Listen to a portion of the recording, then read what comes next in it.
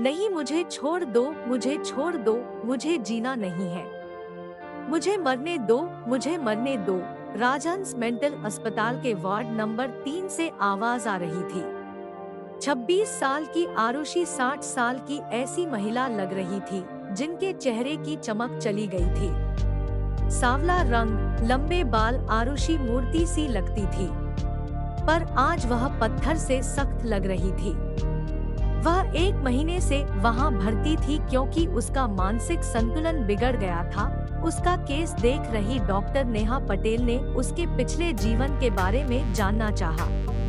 उन्होंने सभी जानकारी उसके गांव मलकापुर यहाँ जाकर ली। वह एक बहुत बुद्धिमान और बहुमुखी व्यक्तिमत्व की लड़की थी। उसे 12वीं कक्षा में 99% अंक मिले थे। उसके पिता चाहते थे कि वह डॉक्टर बने, लेकिन उसका एक अलग विचार था। वह एक शिक्षिका बनना चाहती थी। उसका मानना था कि भारत का भविष्य भावी पीढ़ी पर निर्भर है। तब उसका भावी नागरिकों को लायक बनाने का सपना था। उसके पिता ने भी उसका दाखिला डीएड में करा दिया। फर्स्ट ईयर चालू हुआ। 2 महीने में ही वह कॉलेज में मशहूर हो गई। सांवली होने के बावजूद वह गायन, चित्रकला और सभी कलाओं में पारंगत थी। इसके चलते उसने अपना एक अलग फैन बेस तैयार कर लिया था। उसमें गिरीश भी था। गिरीश बहुत सुंदर, गोरा, कद काठी में लंबा, पैसे वाले घराने का बेटा था। वह इस क्षेत्र में कैसे आया, यह तो प्रश्न चिन्ह था ही। कॉलेज की सभी लड़कियां उस पर फिदा थी, लेकिन उसका ध्यान सिर्फ आरुषि पर था। उसे उसके बिना कुछ भी सूझता नहीं था। वह उसकी हर हरकत पर नजर रखता था। यह मामला आरुषि के नजरों से नहीं बचा था, लेकिन उसको लगता था कि सभी अमीर लड़के बिगड़े हुए होते हैं। ईमानदारी तो होती ही नहीं लड़कों में, इसलिए वो जानबूझकर उस पर ध्यान नहीं देती थी। लेकिन एक दिन अचानक आरुषि पैदल घर जा रही थी। तब उसकी बेस्ट फ्रेंड भारती उसके साथ थी। गिरीश ने उनके सामने कार रोकी और आरुषि आगे निकल गई। गिरीश भी गाड़ी से उतर गया और जिद करके आरुषि और भारती को कार में बिठा लिया और दोनों को घर छोड़ आया। उस दिन से उनकी दोस्ती और पक्की हो गई। दोस्ती कब प्यार में बदल गई पता ही नहीं चला। 2 साल के अंदर ही दोनों में गहरा प्यार हो गया। आज रिजल्ट का दिन था, क्योंकि आरुषि कॉलेज में फर्स्ट आई थी। गिरीश भी अच्छे अंकों से पास हो गया। दोनों को नगर पालिका में प्राथमिक विद्यालय में नौकरी मिली। दोनों सेटल हो गए थे और सब कुछ अच्छा चल रहा था। लेकिन एक दिन अचानक गिरीश के पिता ने इन दोनों को एक साथ देख लिया। गिरीश ने अपने प्यार के बारे में सब कुछ बता दिया, लेकिन उसके पिता ने अपने दोस्त की बेटी माधुरी से गिरीश की शादी करवा दी। यह खबर आरुषि तक पहुंची और उस दिन से लेकर आज तक वह इस मौत का दंश झेल रही है। यह सब जानकर डॉक्टर नेहा पटेल इनको बहुत दुख हुआ।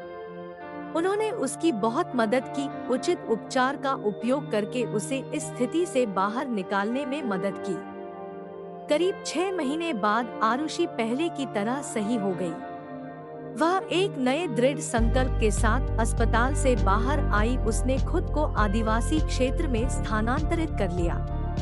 वहाँ के बच्चों को पढ़ाने, उनकी कठिनाइयों को समझने और उन्हें प्रगति के राह में लाने का बीड़ा उठाया। उसका पुनर्जन्म हुआ था।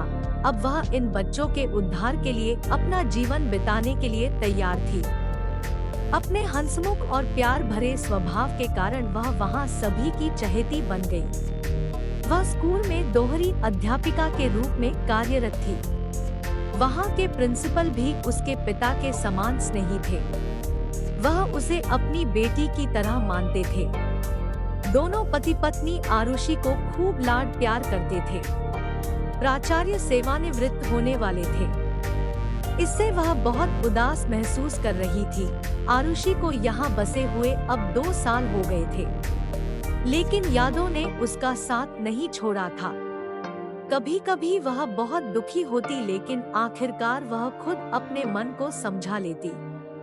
आखिर प्राचार्य के सेवानिवृत्त होने का दिन आ ही गया।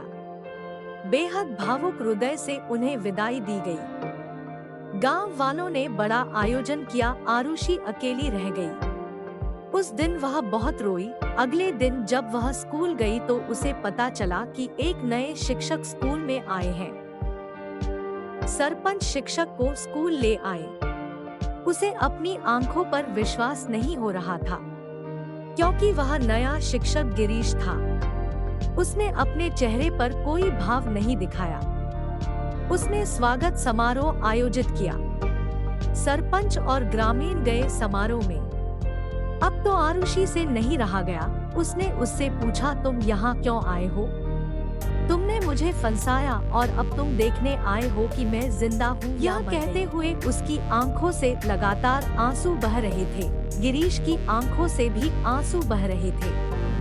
गिरीश बोला, करे सिर्फ मुझे एक बार अपना पक्ष रखने का मौका दो। और वह बोलने लगा, पिताजी ने मेरी कुछ नहीं सुनी और मेरी शादी करवा दी। मैंने उसे सब कुछ बता दिया था कि मैं सिर्फ आरुषि से प्यार करता हूँ।